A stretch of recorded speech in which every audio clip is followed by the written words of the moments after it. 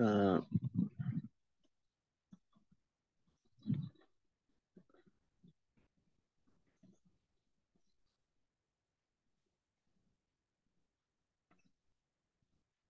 तर आजची तारीख जी आहे ती 13 एप्रिल. ओके.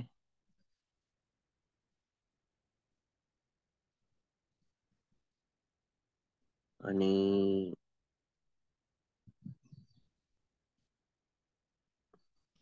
आपण जर पाहिलं की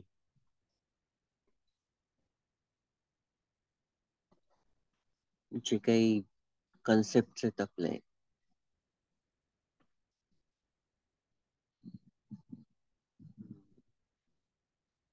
डेट आणि टाइमचे, जसं की तुम्ही आता काल 12 एप्रिल होती आणि आज 13 आहे, उद्या 14 राहील. जसं की आता सकाळचे 5:30 झाले, 1 तासानं 6:30 नंतर 7:30. तर 13 एप्रिल 2024 हे अराईज झालंय. ओके. सेम पद्धतीने ते पास पण होणार आहे. सेम पद्धतीने ते पास पण होणार आहे. सेम सकाळचे 5:37 नंतर 13 एप्रिल 2024 हा जो टाइम आहे, हा पण निर्माण झालाय, हा पण नष्ट होत आहे. Right. Same everywhere whatever the condition arising, जे काही अराईज होते ते पास होते. तर भगवान बुद्ध काय म्हणतात की यंकिंचे समुदाय धम्म संपंतं निरोध धम्म.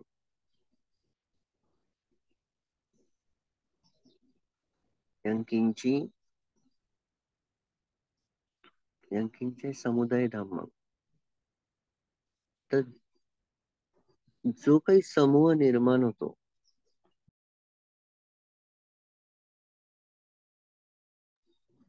सॉरी, तर जो काही समूह निर्माण होता धम्माचा,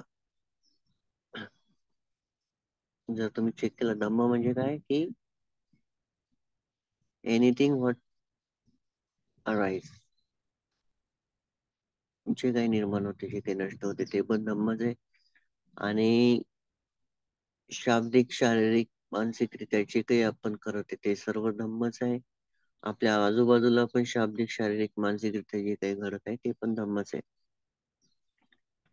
परंतु ते जे काही घडत आहे ते काही भगवान बुद्धांचा धम्म नाहीये. तर भगवान बुद्धांनी जी शिकवण दिलेली आहे तेच फक्त भगवान बुद्धांचा धम्म आहे. त्यालाच आपण सद्धम्म म्हणतो. ओके. पण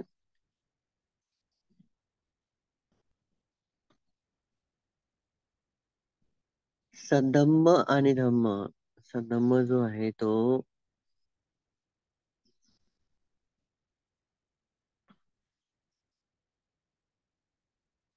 अराईज होतो, पास होतो.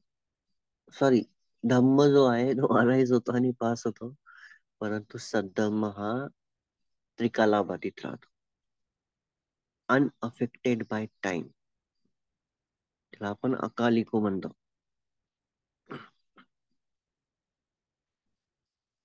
तर हे जे काही समूह आहेत,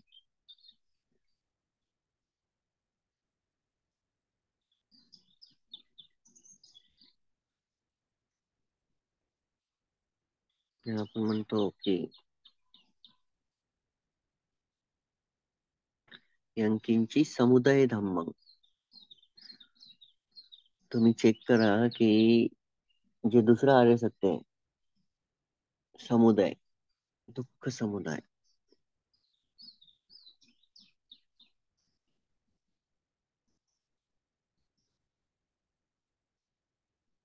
suffering, cause of suffering, cessation of suffering, the way to lead to the way to the lead to suffering of cessation of suffering. जे दुःख आहे, दुःख समुदाय आहे, दुःख निरोध, त्यानंतर दुःख निरोध गामिनी प्रतिपदा. तर दुःख समुदाय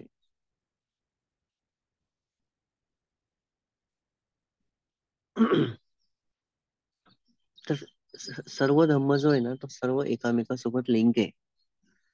जर पाहिलं तर मग भगवान बुद्ध काय म्हणतायत की यंकिंची समुदाय धम्मं संपंतं निरोध धम्मं.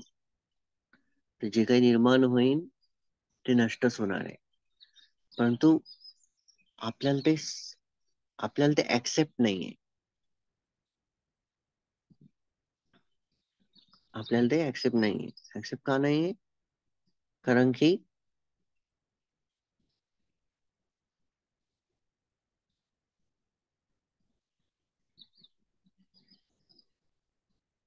डिल्युजन मुळे, मोहामुळं आपण मीची जी संकल्पना आहे ती दृढ करून ठेवलेली असते.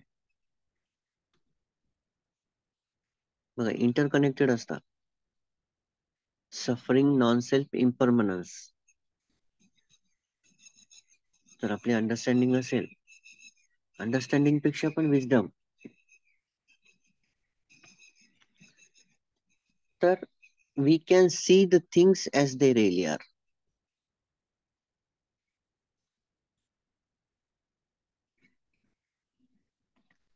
इगो जर सखाय जर दृढ आहे, मी जर पक्का आहे, तर आपण काय म्हणतो डिल्युजन मुळे मी 100 वर्ष जगेल, नंबर एक. किंवा मी खूप जगेल, मी आताच मरू शकत नाही, माझ्याकडे खूप वेळ आहे. हे डिल्युजनल कन्सेप्च्युअल सेंटेन्सेस आहेत.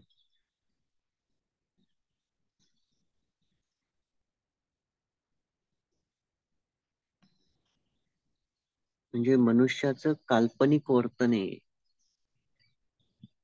मनुष्याचं काल्पनिक वर्तन आहे. तर मी काय समजतो, मी अनाशवंततेच्या सिद्धांताला समर्थन करत असतो मोहामधून, मोहामुळे.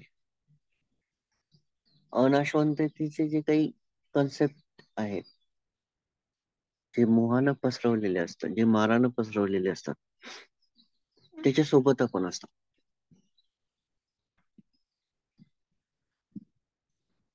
भगवान बुद्ध म्हणतात की निर्माण होईल, नष्ट होईल. बघा एवढ्या लाईनवर फक्त पहिल्या प्रवचनामध्ये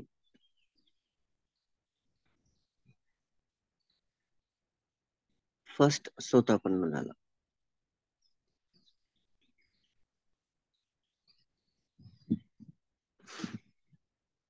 कशामुळं?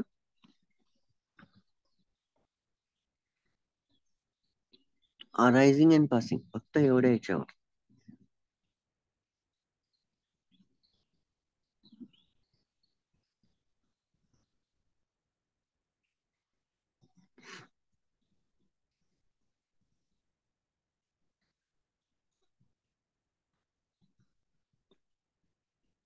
फक्त तेवढ्या याच्यावर. आणि काय पाहिलं त्यांनी? फोर नोबेल ट्रूथ जेव्हा भगवान बुद्धांनी सांगितले, तर त्याच्यामध्ये फर्स्ट आणि लास्ट हे दोन त्यांना कळले. सॉरी, त्यांना चारही कळले, परंतु त्यांनी अरायझिंग आणि पासिंग हे पाहिलं. एकदम टेरिफिक आहे. म्हणजे भगवान बुद्धांचा जो धम्म आहे तो खूपच सिस्टमॅटिक आणि सिस्टमॅटिक म्हणणं पण नाही. कारण की अं, म्हणजे या ब्रह्मांडामधला सर्वात या ब्रह्मांडामधली सर्वात वाईज व्यक्ती जी असेल, सर्वात वाईज, तेव्हा सारेपुत्त सुद्धा काहीच नाही. आणि इम्पॉसिबल आहे कम्पॅरिझन. तर त्यांनी जर काही सांगितलं असेल तर ते खूप इंटरकनेक्टेड आहे.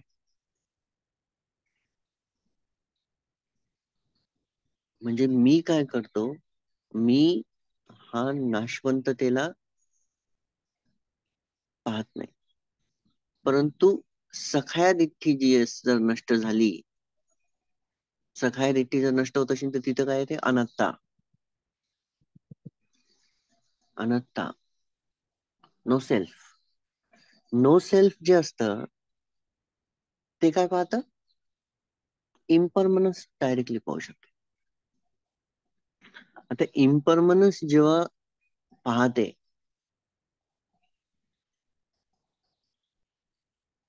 तर काय पाहिलं त्यांनी? अरायझिंग अँड पासिंग पाहिलं. कोणी पाहिलं? अन्य कोंडन्य.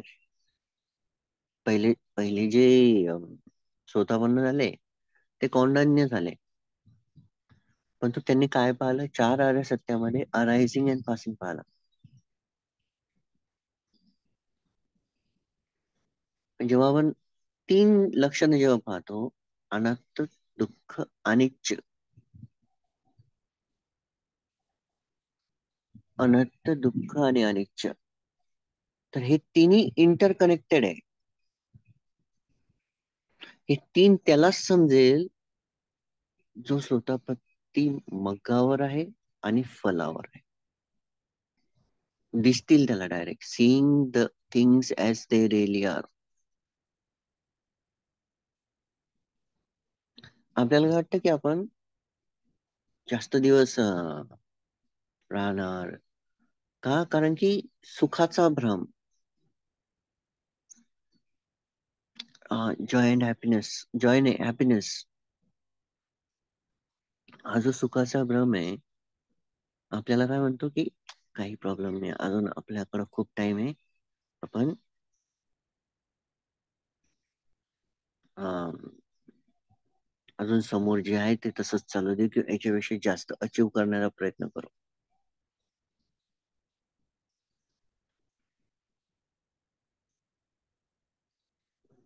तर नो सेल्फ, नो सेल्फ जर असेल, अनात्ता म्हणजे सगळ्या रीती नष्ट होऊन जाते, डाऊट नष्ट होतो, रूढी परंपरांना स्टिक होणं, चिपकणं बनून जातं.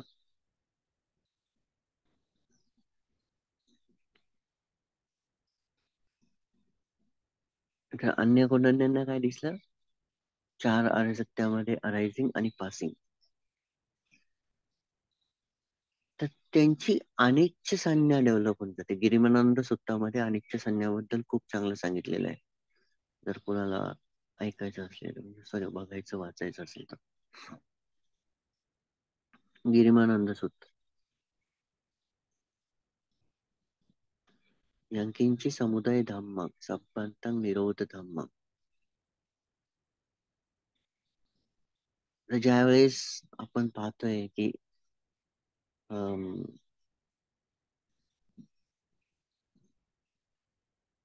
सर्व जे काही निर्माण होते आणि नष्ट होते, ते आपण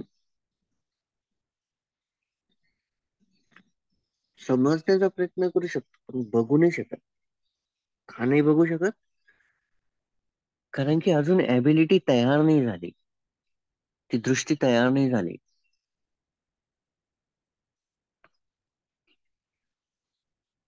तर भगवान बुद्धांनी सांगितलेला जो धम्म आहे तो इतका वाईज आहे, की इतका इंटरकनेक्टेड आहे, की एक लिंक जर पकडली तर ऑटोमॅटिकली, जसं की एखादी चैनची शेवटची बाजू जर पकडली तर त्याच्या कड्या कड्याला पकडून आपण वर जातो.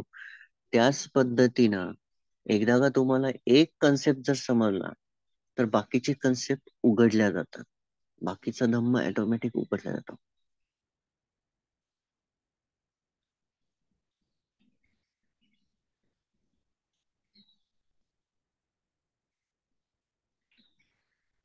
तर अन्य कोंडाण्यांनी जेव्हा पाहिलं, तेव्हा ते स्वतः पण झालं.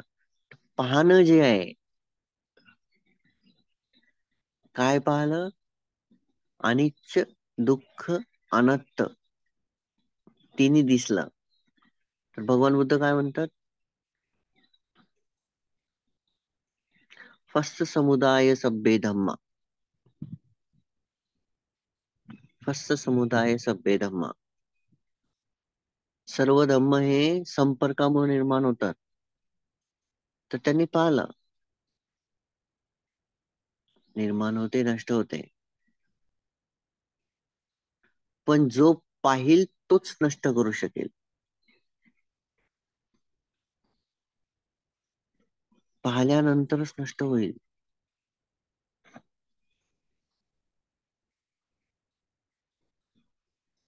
Wien you see you destroy. एक वाक्य होतं पालीमध्ये. मला आठवलं की मी थोड्या वेळात याच टॉक मध्ये सांगेल.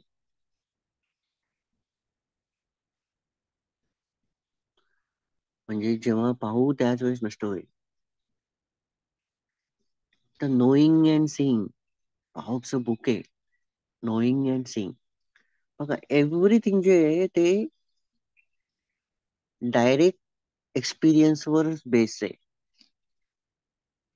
आपण ध्यान करतो किंवा सॉरी ध्यान नाही, आपण जर वाचन करत असू तर तो झाला इनडायरेक्ट एक्सपिरियन्स. म्हणजे तुम्ही अजून पाहिलंच नाही. तर जेव्हा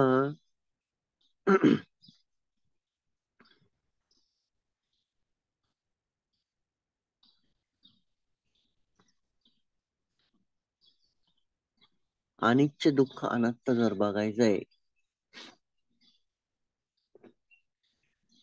तर दस्सन पाहतब्बा हे वाक्य होतं ते.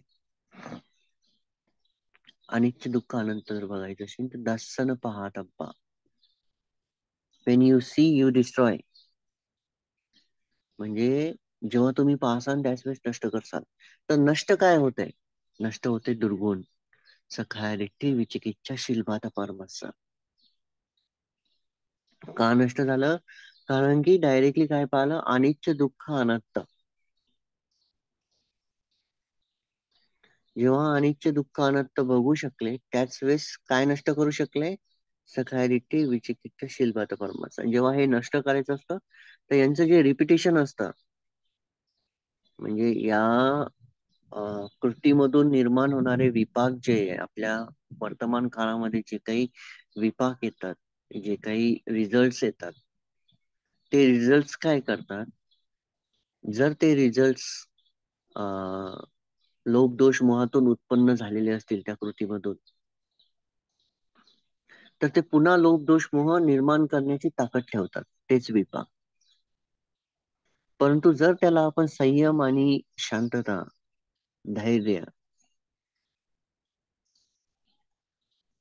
आणि प्रज्ञा, सती या सर्वांचा उपयोग जर केला,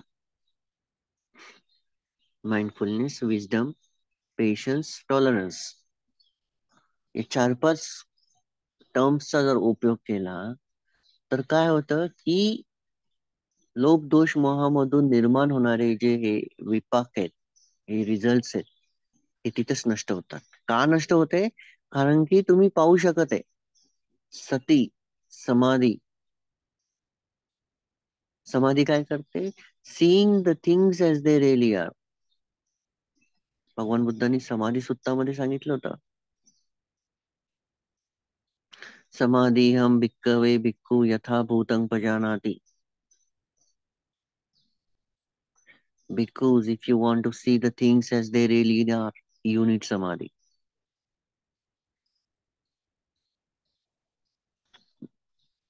बघा सगळं इंटरकनेक्टेड आहे, सगळं एकामेकासोबत जुळलेलं आहे. पण प्रॉब्लेम कुठं होतो की आपण सुखाच्या भ्रमाच्या जाळामध्ये फसून या मीला मोठं करून टाकतो. हा मी जर मोठा झाला तर हा मी मोठा झाल्यानंतर आपल्या मनामध्ये बसून एखाद्या राजासारखे हुकूम देत राहतो.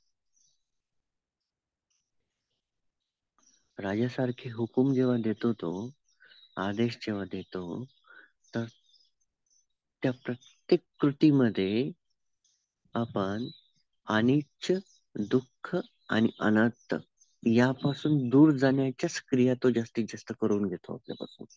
हे का होतं? कारण की आपल्याला या भ्रमजाळामध्ये फसून ठेवायचंय. मग हे जेव्हा आपल्याला प्रॅक्टिस करायची तर आपल्याला काय करावं लागेल? अनिच्च संज्ञा डेव्हलप करावं लागते.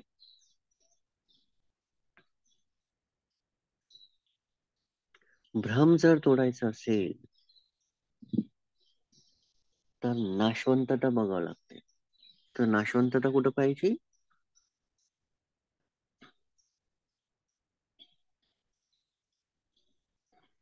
नाशवंतता पाहायची असते 6 इंद्रियांवर. डोळ्यानं पाहणं, कानानं ऐकणं, चव घेणं, स्पर्श करणं, वास घेणं आणि विचार करणं. हे आहे 6 इंद्रिय आपले. तर या 6 इंद्रियांच्या मधून जे लोभ दोष मोहांच्या ज्या कृती उत्पन्न होते ते आपल्याला बघायचे असतात, ते आपल्याला चेक करायचे असतात. एक सिंपल टर्म सांगतो तुम्हाला ओळखण्याचे. कोणतीही कृती असो, जर डोळ्यानं तुम्ही पाहताय, विचार करताय, एनिथिंग, स्पर्श करताय, एखादा पदार्थ तुम्ही खाताय, तर त्या पदार्थाच्या माग ज्या वेळेस तुम्ही खाताय तो पदार्थ तुम्हाला आवडलेला आहे,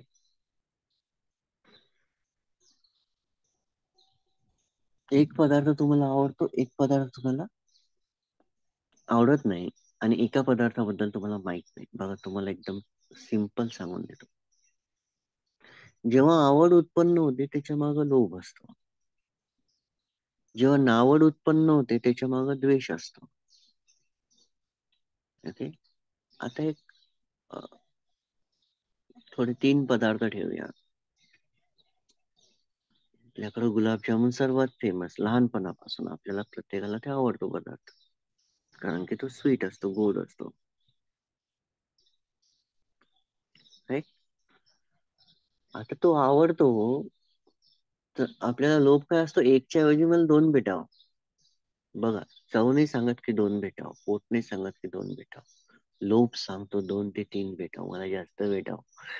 इव्हन कुठं फंक्शन असेल, गुलाबजामुन जास्त असतील तर आपण म्हणा 2, 4, 6 टाक. त्या क्षणामध्ये मनामध्ये काहीच नसतं. एक विचार येतो, आपण ऍक्ट करतो, आपल्याला वाटतं तो विचार काहीच नाही, परंतु तोच विचार मेन आहे, जो लोभामधून उत्पन्न झालेला आहे, आणि तो विचार तुम्हाला कृतीमध्ये सर्व उतरवायला मजबूर करून टाकतो.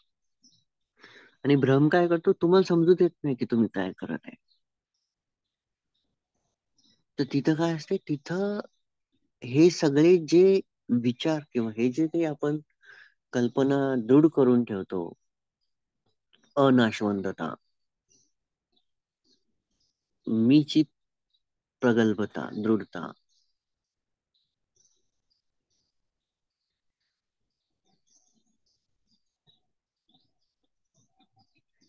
त्यानंतर आणि मला दुःख होणारच नाही, हे हे 3 कन्सेप्ट म्हणजेच नॉन सेल्फच्या विरुद्ध सेल्फ. ओके. नाशवंततेच्या विरुद्ध अनाशवंतता, आणि दुःख याच्या विरुद्ध सुख. याला आपण काय म्हणतात, चेंज करून टाकतो पूर्ण. आणि हे चेंज झाल्यानंतर काय होतं की आपले जे आपला जो भ्रम आहे तो खूप स्ट्रॉंग होऊन जातो.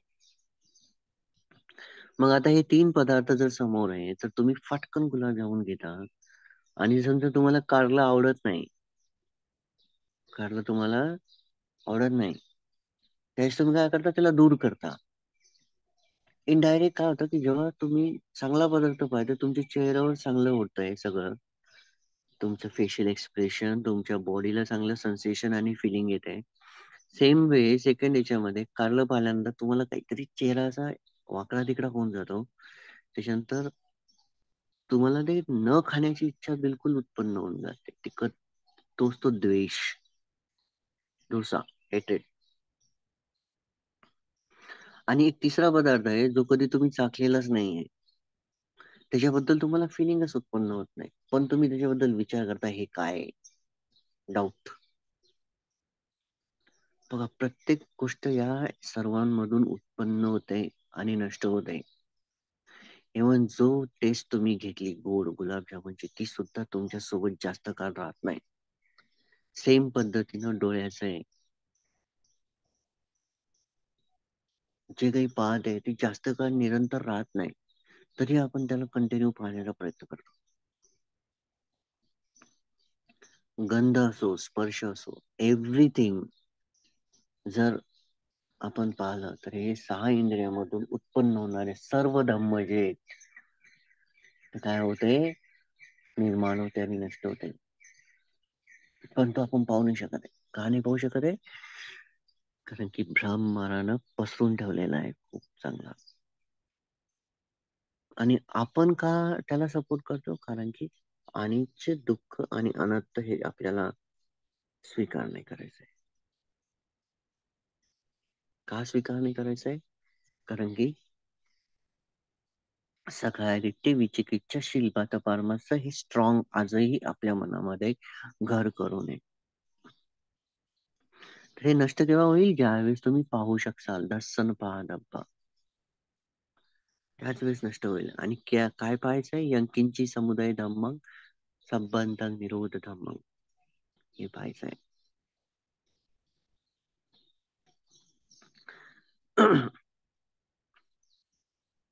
तर त्याचे 5चे 5 जे स्कंद आहे त्याच्यावर पण आपण अनिच्छ संज्ञा डेव्हलप केली पाहिजे. रूप, वेदना, संज्ञा, संखार, विज्ञान याच्या समोर अनिच्छ संज्ञा डेव्हलप केली पाहिजे. हे 6 इंद्रियांपासून लोभ, दोष, मोहांमधून जे काही उत्पन्न होते त्याच्यावर आपण माइंडफुलनेस ठेवली पाहिजे. सती हे केव्हा होतं? ज्यावेळेस आपण कंटिन्युअसली व्यवस्थित प्रॅक्टिस करतो, त्याच वेळेस हे डेव्हलप व्हायला सुरुवात होऊन जातं.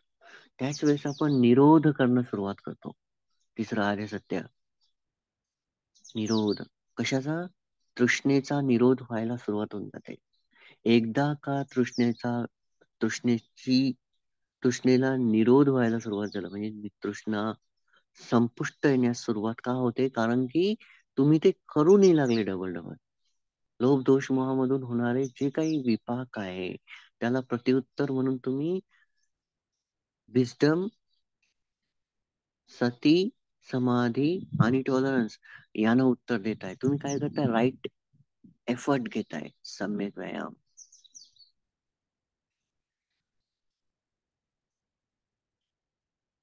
राईट एफर्ट घेताय. बघा किती सुंदररित्या कनेक्टेड आहे सगळं. याला हे, त्याला ते, त्याला ते, त्याला ते. भगवान बुद्धांनी प्रत्येक दुर्गुणासाठी खूप सगळा धम्मचा साठा देऊन ठेवलेला आहे.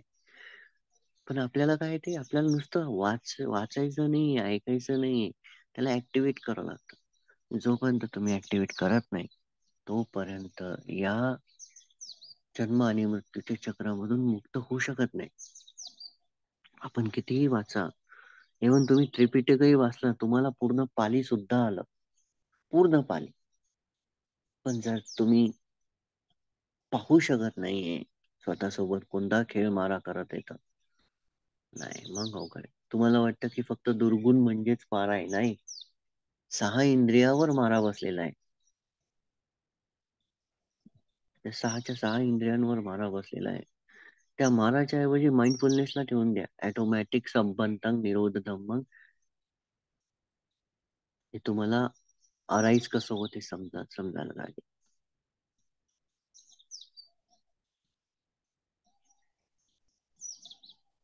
ते यंकिंची समुदाय धम्म संबंधं निरोध धम्म कसं अराईज होते, कसं पास होते हे तुम्हाला स्पष्ट दिसायला लागेल. त्यासाठी समाधी खूप स्ट्रॉंग पाहिजे. त्यासाठी सती खूप स्ट्रॉंग पाहिजे. प्रज्ञा काय करते? You can see the things as they really are. तुम्हाला डायरेक्टली दिसायला लागतं. हे 3 नष्ट व्हायला लागले की धम्म अराईज व्हायला लागतो. Very beautiful. खूपच सुंदर आहे हे सर्व. धम्म त्याच्या आतमधून निर्माण व्हायला लागतो. त्याला त्याला त्या पुस्तकाची गरज नाही लागत, त्या शिक्षकाची गरज नाही लागत, टीचरची गरज नाही लागत. थोड्या वेळेसाठी, फक्त थोड्या थोड्या गोष्टींसाठी टीचर पाहिजे. खूप खूप कंचित.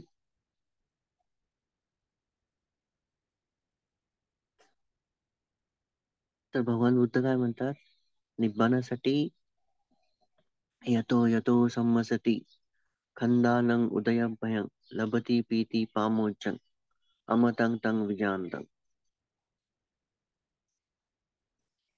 जे काही खंडांचं निर्माण होणं आणि नष्ट होणं आहे, पंचस्कंद जे आहे, जे काही निर्माण होणं आणि नष्ट होणं आहे, ते तुम्ही प्रत्येक क्षणाक्षणामध्ये पाहावं लागेल. ज्यावेळेस तुम्ही पाहसाल त्याच वेळेस निब्बाणाची सुरुवात, त्याच वेळेस निब्बाण धम्म तुमच्यामध्ये आणायचं.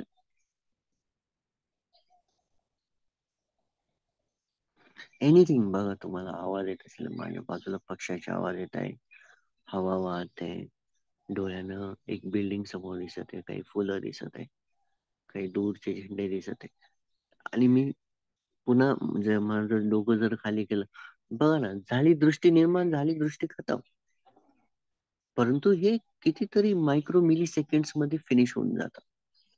मग हे पाहण्यासाठी माइंडफुलनेस तर पाहिजेच पाहिजे, परंतु समाधी खूप स्ट्रॉंग पाहिजे. समाधी असेल प्रज्ञा, विजडम डेव्हलप होऊन जाते, शार्प होऊन जाते. त्यानंतर तुम्ही हे सर्व ब्रेक करू शकता, चांगल्यारीत्या ब्रेक करू शकता. ओके. या पद्धतीने जेव्हा आपण प्रॅक्टिस करतो, या पद्धतीने आपण जेव्हा भगवान बुद्धांचा धम्म प्रेझेंट मोमेंट मध्ये ऍक्टिव्हेट करतो, त्यावेळेस दुःखही थांबत नसतं. दुःख समुदाय आपल्याला दिसायला लागतो. तृष्णा, काम त्यांना, भाव त्यांना, विभव त्यांना दिसायला लागते. पण तरी पण इवन स्वतः पण नवी असले तरी दुर्गुण आहेतच, नष्ट नाही झाले, फक्त अनंत पदावर नष्ट होतील. परंतु स्वतःपन्नाची दुर्गुण खूप कमी असतात, खूप रेअर असतात. पण त्यांची गॅरंटी असते की त्यांचा जन्म वाईट मध्ये होणार नाही, त्यामुळे त्यांना त्या दुर्गुणांचं काही जास्त इफेक्ट पडत नाही. राईट. आय थिंक तुम्हाला समजलं असेल मला काय सांगायचंय. मला हेच सांगायचंय की आपली माइंडफुलनेस खूप स्ट्रॉंग ठेवा डे टाइम मध्ये. आपल्या बोलण्यामधून, आपल्या वागण्यामधून किंवा आपल्या पाहण्यामधून कोणत्याही लोक दोष मोहाच्या कृतीला, रिझल्टला आतमध्ये ऍक्टिव्हेट करू नका. आतमध्ये त्याला खतपाणी टाकू नका लोक दोष मोहाला. तरच तुम्ही पंचस्कंदांचं निर्माण होणं आणि नष्ट होणं जे प्रत्येक क्षणामध्ये होते आपल्या शरीरामध्ये, मनामध्ये, पंचस्कंदच नामरूप आहे, तरी तुम्ही डायरेक्टली पाहू शकता. आणि पाहणंच महत्वाचं आहे. ओके. आय थिंक एवढं इनफ झालंय. आणि तुम्हाला जर काही विचारायचं असेल तर तुम्ही विचारू शकता.